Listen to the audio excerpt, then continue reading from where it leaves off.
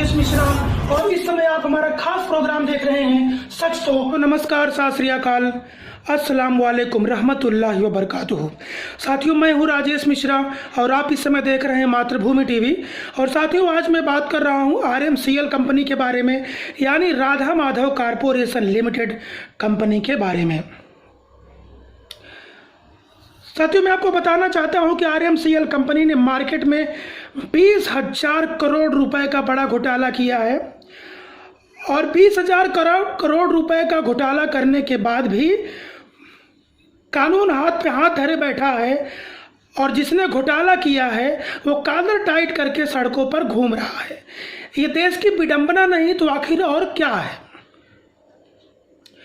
मुझे अच्छी तरीके से याद है कि 2018 में जब RMCL का प्लान चल रहा था और लगातार जैसे लोग दिन में कपड़े बदलते हैं 3, वैसे ये हर महीने पे RMCL कंपनी प्लान बदल रही थी और मितेश अग्रवाल साजिश पे साजिश रचते चले जा रहे थे पब्लिक के साथ। इन्होंने सबसे बड़ी साजिश ये रची जिसकी वजह से आज कानून की आंख में धूल झोंक रहे हैं। इन्होंने सबसे पहला काम ये किया कि जो प्लान निकाला उसमें प्रोडक्ट की बात की कि भाई आप हमारे यहाँ प्रोडक्ट लीजिए और आप हमारी कंपनी के प्लान में जुड़ जाइए और करोड़ों अरबों रुपए कमा लीजिए।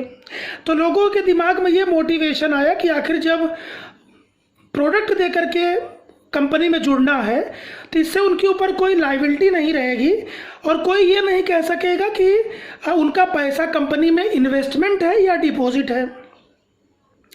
उसके बाद फिर मितेश अग्रवाल ने एक नई चाल चली और तमाम स्कीमें ला करके 15 आईडी निकाल लीजिए, 20 आईडी निकाल लीजिए, इस तरह से बल्क में आईडी लगाने का प्लान सामने लाया और 20,000 करोड़ रुपए RMCL कंपनी में जमा हो गए।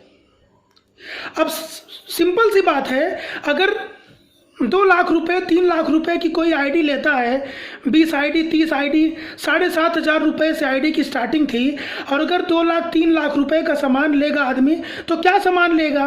एक ही सामान तो बल्क में ले नहीं सकता। इसलिए लोगों ने अपना पैसा तो जमा कर दिया लेकिन लोगों को 10% सामान भी RMCL कंपनी से नहीं मिला।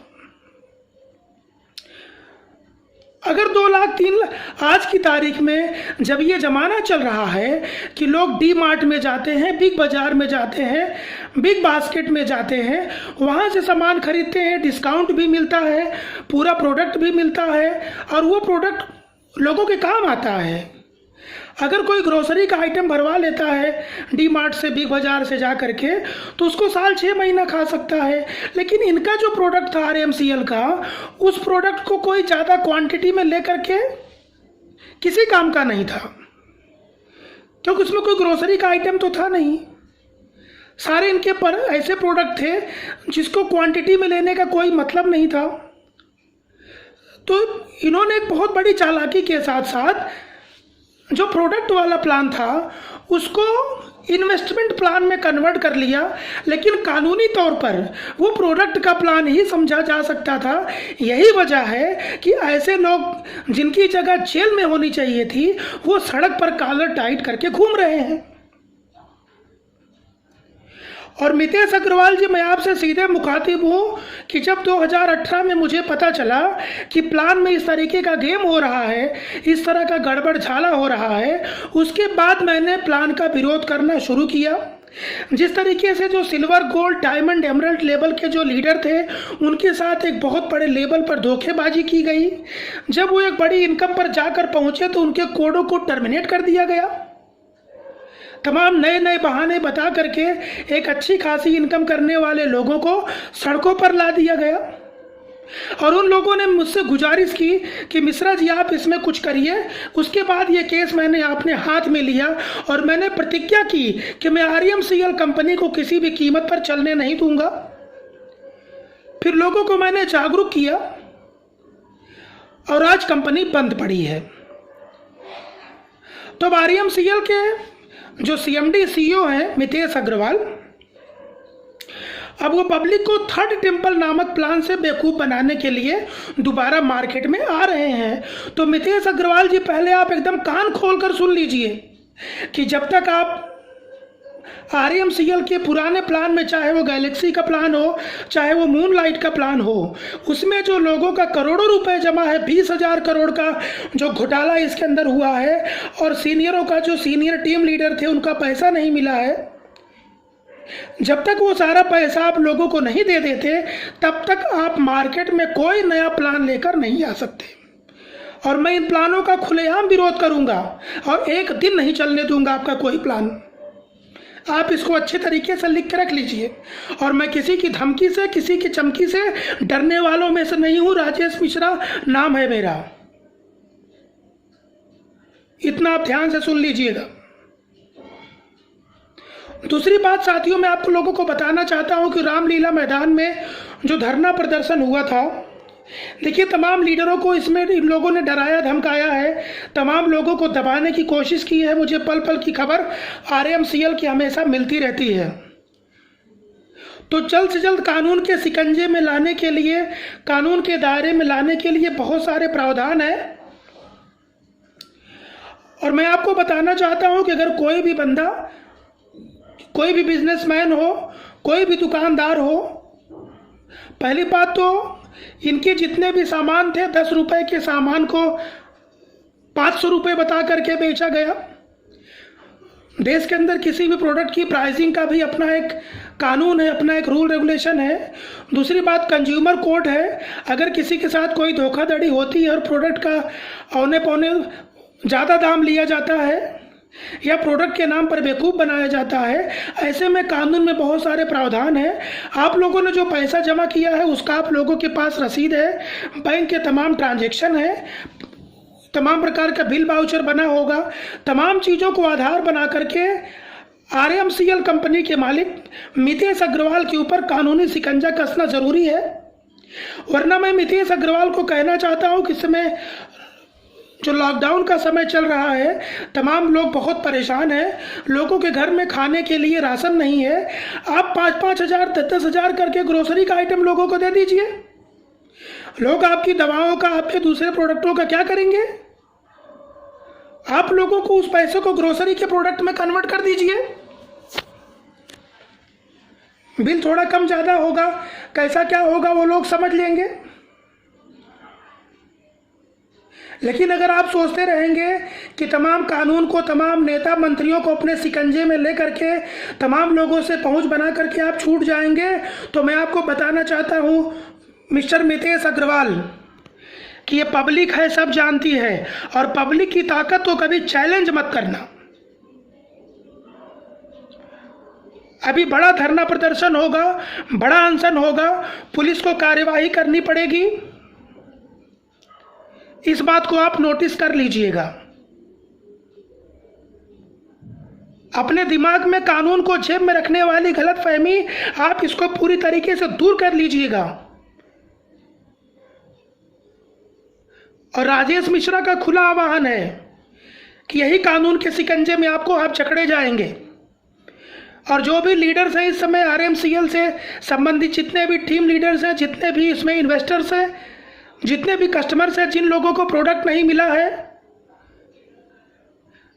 आप लोग मेरा मोबाइल नंबर 9619253877, एक बार दोबारा से दोहरा रहा हूं, 9619253877 को अपने व्हाट्सएप ग्रुप में ऐड करिए।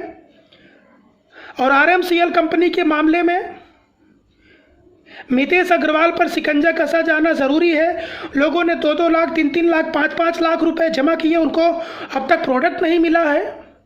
और रामलीला मैदान में जिन लोगों ने धरना दिया था, उन लोगों को बुला करके उन पे दबाव डालने की कोशिश की गई।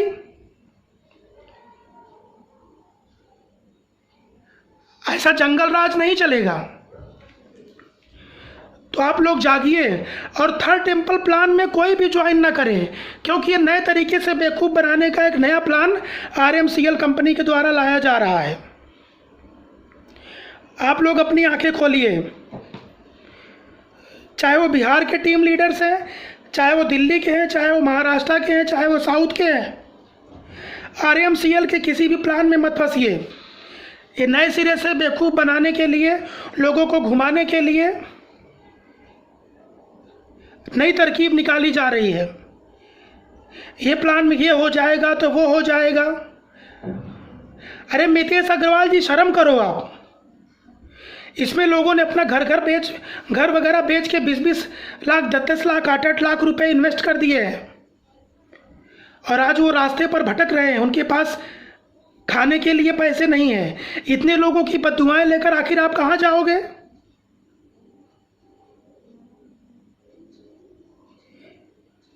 तो कानून के शिकंजे में तो आना ही आना है। 4-6 लोगों को डरा लेने से और राजेश मिश्रा को धमकी दे देने से कुछ नहीं उखड़ने वाला है। और मैं तो गलत काम में किसी के बाप से नहीं डरता हूं।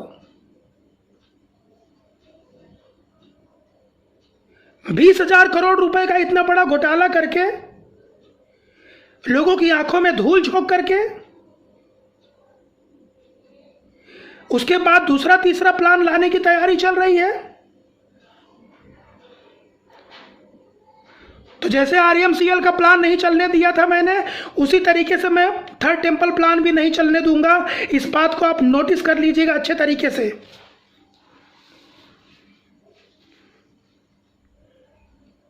न मुझे कोई खरीद सकता है क्योंकि मैं बिकाऊ नहीं हूं, और न मुझे कोई डरा सकता है क्योंकि मैं भगवान के अलावा दूसरे से किसी से डरता नहीं हूं।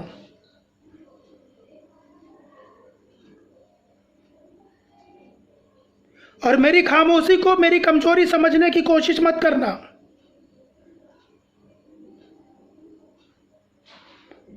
आज पब्लिक रास्ते पर है, लेकिन जब सब लोग इकट्ठा होकर रास्ते पर निकलेंगे तो आपको भी पता चल जाएगा कि औकात कितनी है। अभी आपको जनता की ताकत का अंदाजा नहीं है। कब तक खाओगे हजारों करोड़, 20,000 करोड़ रुपए?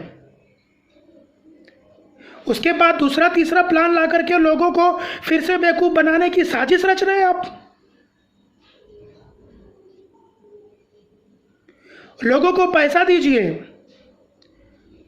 जिन लोगों को प्रोडक्ट मिला है, मैं उनकी बात नहीं कर रहा हूं। जिन लोगों को प्रोडक्ट नहीं मिला हुआ है, उन लोगों को आप इस समय ग्रोसरी का आइटम दीजिए, क्योंकि लोगों को पैसे की जरूरत है, लोगों को राशन की जरूरत है।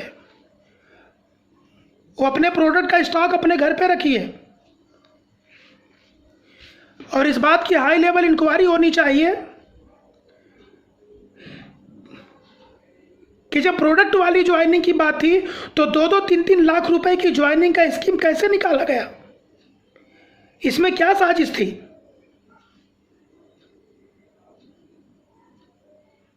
और मैं भारत देश की सरकार, जो केंद्र में सरकार बैठी हुई है,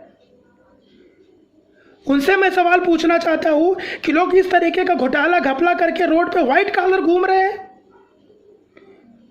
और यहां पर बड़े बड़े दावे, बड़े बड़े वादे किए जा रहे हैं कि किसी को बख्शा नहीं जाएगा, किसी को बख्शा नहीं जाएगा। तो क्या सिर्फ ये जुमला है? ऐसे लोग गरीबों का हजारों करोड़ रुपए डकार जाते हैं, लेकिन कोई कानूनी एक्शन उनके ऊपर नहीं लिया जाता है। वो कानून की छोटी छोटी बारीकियों को, की कमजोरियों का फायदा उठा करके लोगों को बेवकूफ बना लेते हैं। तो जो भी लोग मुझे इस समय मातृभूमि टीवी के जरिए देख पा रहे हैं, कोई भी थर्ड टेंपल प्लान को ज्वाइन ना करें जब तक आरएमसीएल अपने पुराने प्लान का प्रोडक्ट नहीं दे देती और आप लोगों का कमीशन का पैसा आपको रिलीज नहीं कर दिया जाता।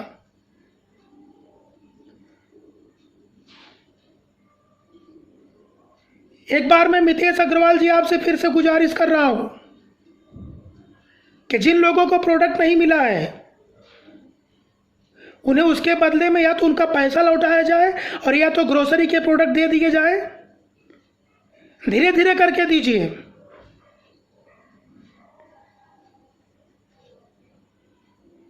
नाजायज फायदा मत उठाइए किसी चीज का। और आप सभी लोग मेरा नंबर अपने ग्रुप्स में ऐड कीजिए। आगे जंतर मंतर पे क्या करना है, रामलीला मैदान में क्या करना है, वो मैं आपको गाइड करूंगा।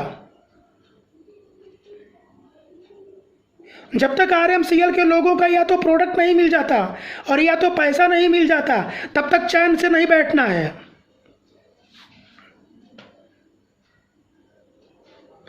ऐसे लोगों को बढ़ावा किसी भी कीमत पर नहीं मिलना चाहिए।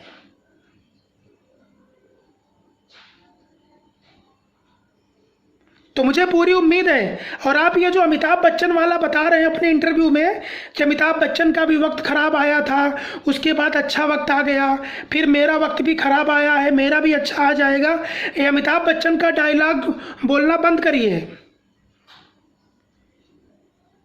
अमिताभ बच्चन ने अपने को आगे बढ़ाने के लिए किसको लूटा नहीं है, किसी का हजारों करोड़ रुपए खाया नहीं है, अपनी मेहनत से आगे बढ़े हैं। ये एग्जाम्पल आप जैसे लोगों पर फिट नहीं होता है।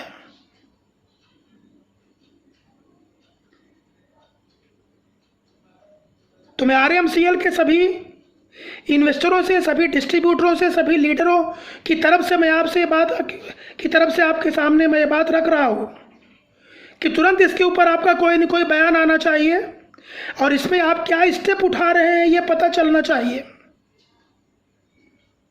वरना सारे लीडरों को, सारे डिस्ट्रीब्यूटरों को एक बार आपके खिलाफ आवाज उठाने के लिए फिर से इकट्ठा होना पड़ेगा। और मातृभूमि टीवी आप लोगों के साथ और राजेश मिश्रा आप लोगों के साथ हमेशा खड़े हैं। अगर ये कोई स्टेप नहीं उठाते हैं तो कानूनी कार्यवाही के लिए पूरा दबाव डाला जाना चाहिए और जम्मू कश्मीर से कन्याकुमारी तक, गुजरात से लेकर आसाम तक और अटक से लेकर कटक तक जितने भी लोग हैं, सबको एक साथ मिल करके इस 20,000 करोड़ के घोटाले के ऊपर आवाज बुलंद करनी होगी। और मितेश अग्रवाल जी, मैं आपके जवाब का इंतजार करूंगा, वरना लॉकडाउन के बाद एक रणनीति तैयार होगी और आपकी जगह सलाखों के पीछे होगी।